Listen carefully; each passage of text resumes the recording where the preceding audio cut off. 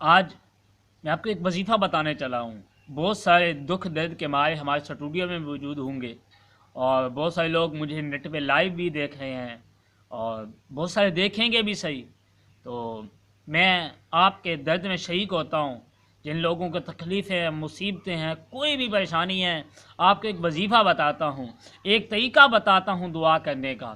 انشاءاللہ عز و جل آپ اس طریقے سے اگر دعا کریں گے تو آپ کی دعا قبول ہوگی، کبھی رد نہیں ہوگی۔ حضور غوث اعظم رحمۃ اللہ تعالی علیہ نے فرمایا، جو بندہ میرے نام کے وسیلے سے دعا کرے گا تو اللہ تعالیٰ اس کی دعا کو قبول کرے گا۔ تو آج جتنے بھی لوگ پریشان ہیں، کوئی بیماری میں مبتلا ہے، کوئی قرض داری میں مبتلا ہے، کوئی ناچاکی کی وجہ سے پریشان ہے، کوئی گھریلو حالات کی وجہ سے پریشان ہے، کوئی کاروبار کی بندش کی وجہ سے پریشان ہے، تو سب کو میں دعوت دیتا ہوں کہ میرے پیر حضور غوث اعظم رحمۃ اللہ تعالی علیہ کے وسیلے سے دعا مانگ، انشاءاللہ تیری ساری دعائیں قبول ہوں گی، تیرے سارے دکھ دور ہو جائیں گے۔ ایک بار تو میرے پیر کو پکار کے تو دیکھنا۔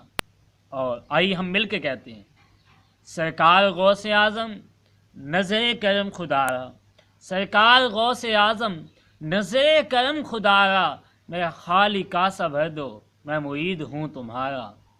جھولی کو میری بھر دو ورنہ کہے گی دنیا، جھولی کو میری بھر دو ورنہ کہے گی دنیا، ایسے سخی کا منگتا پھرتا ہے مارا مارا۔ سرکار غوث اعظم